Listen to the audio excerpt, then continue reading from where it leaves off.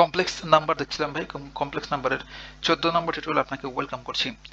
গুরুত্বপূর্ণ প্রবলেম বলতে পারেন, যেটা সর্বশেষ 17 সালে আসছিল। প্রবলেমটা হচ্ছে এমন যে sine hyperbolic z equals two iota, এই সমীকরণের সকল সমাধানটাকে আমাদের নির্ণয় করতে বলছে।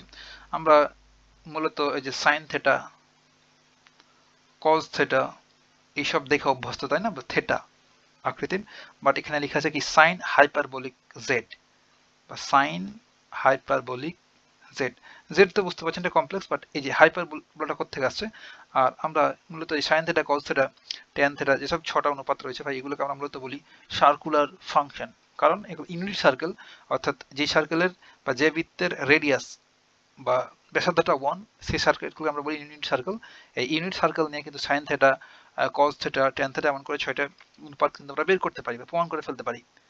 বাট এই যে হাইপারবোলিক যেগুলো ফাংশন রয়েছে, এগুলোকে আমরা প্রমাণ করতে গেলে হাইপারবোলার হেল্প নিতে হয়, অর্থাৎ অধিবৃত্তের হেল্প নিতে হয়। সেহেতু এগুলোকে আমরা বলি হাইপারবোলিক ফাংশন।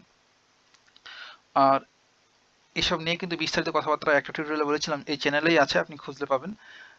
বাট আমাদের এখানে একটা ফর্মুলা মনে রাখলে এই প্রবলেমটা সলভ করা যাবে, ওখানে আমরা সময় নষ্ট করতে যাচ্ছি না।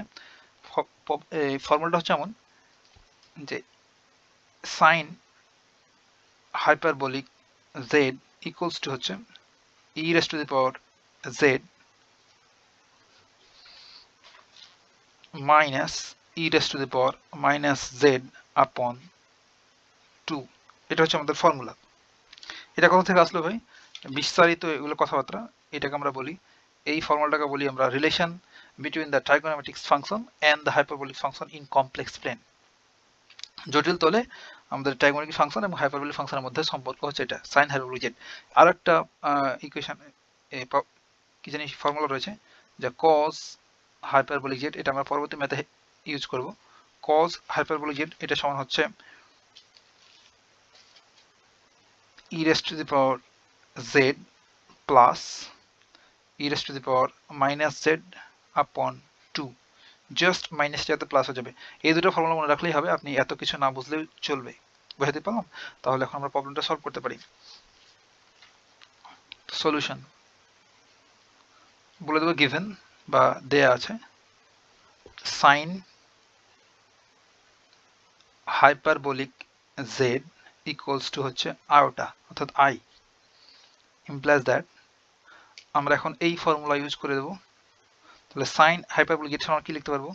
ই raise to the power z minus e raise to the power minus z upon 2 equals to iota, implies that e raised to the power z minus e raised to the power minus z equals to এই 2 কে ডান পাশে পার করে দিলে 2i বা iota, implies that e raised to the power z minus এই inverse আকার আছে না, এটা নিচে নামিয়ে দিতে পারি। তাহলে e raised to the power z equals to 2i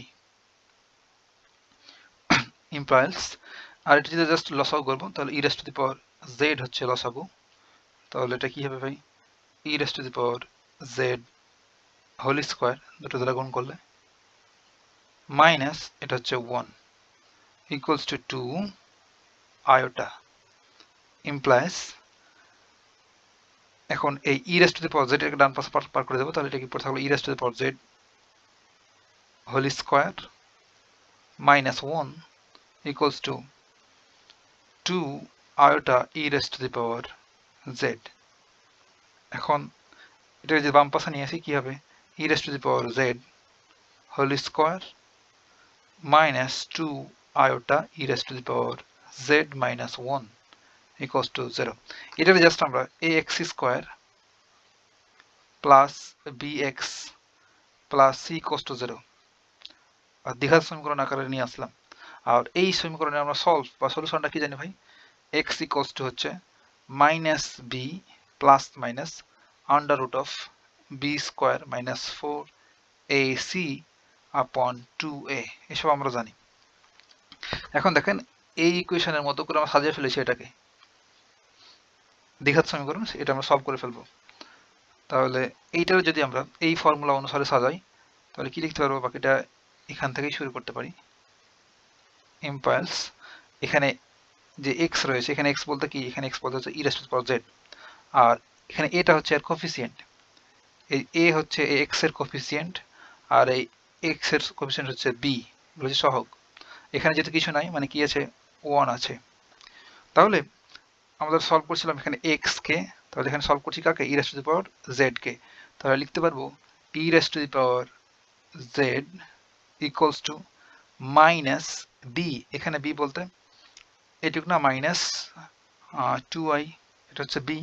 তাহলে লিখে দেবো মাইনাস 2i, এখানে বি লিখলাম প্লাস মাইনাস, এবার plus minus under root of B square, B square বলতে মাইনাস 2i এর উপরে square, minus 2 iota square minus 4ac, 4 এখানে a বলতে 1 আর c হচ্ছে কত, c হচ্ছে মাইনাস 1, c হচ্ছে মাইনাস 1।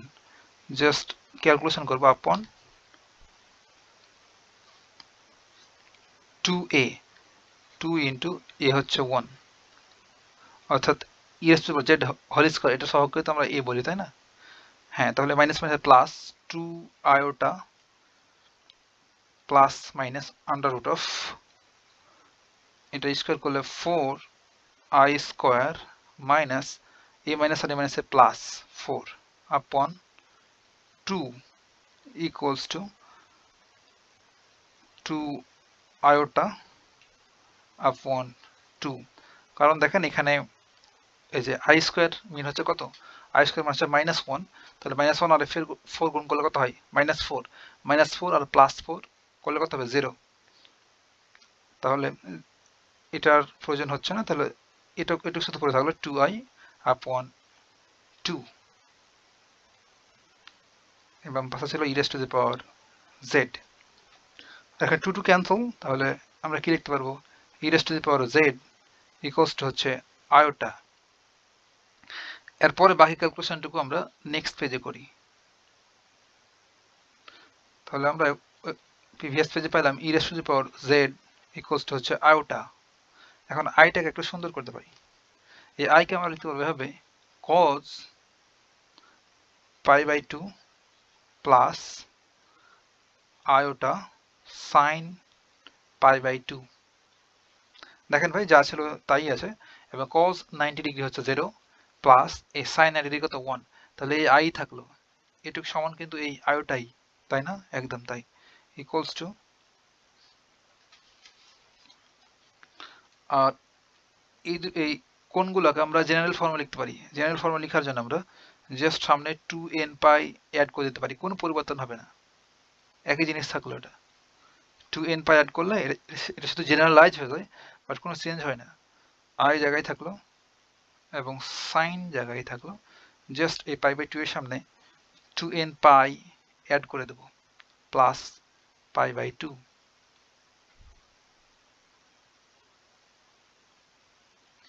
এখন এই ভেতরে জাস্ট লসাগু করব এখানে এবং এখানে, তাহলে কি হবে, cos জায়গায় থাকলো, ভেতরে লসাগু করলে লসাগুটা হবে 2, তাহলে 2 to 4 n pi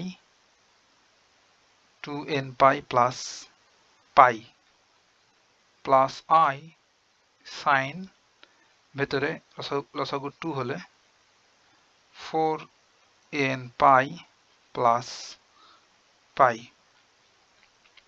equals to cos জায়গায় থাকলো, আর ভেতরের এই অংশ থেকে এই যে 2 আছে না, এই 2টাকে আমরা আলাদা করে ফেলতে পারি, আলাদা করলে কি হবে 4n pi upon 2 plus pi by 2 plus i sine 4n pi upon 2,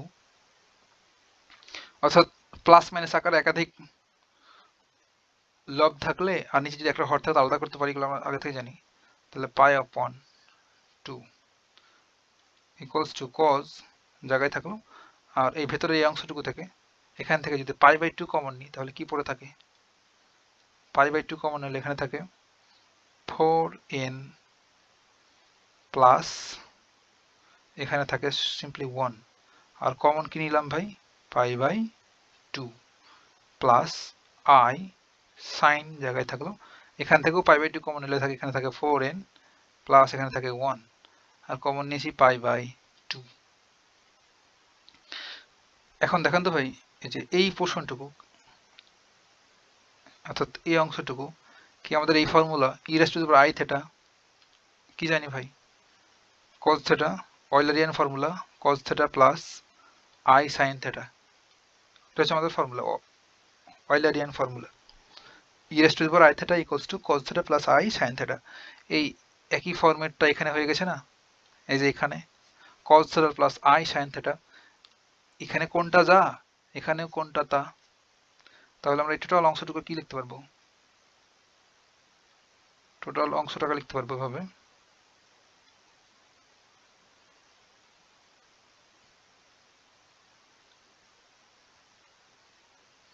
equals to আমাদের এই লেফট সাইডে ছিল e raised to the power z equals to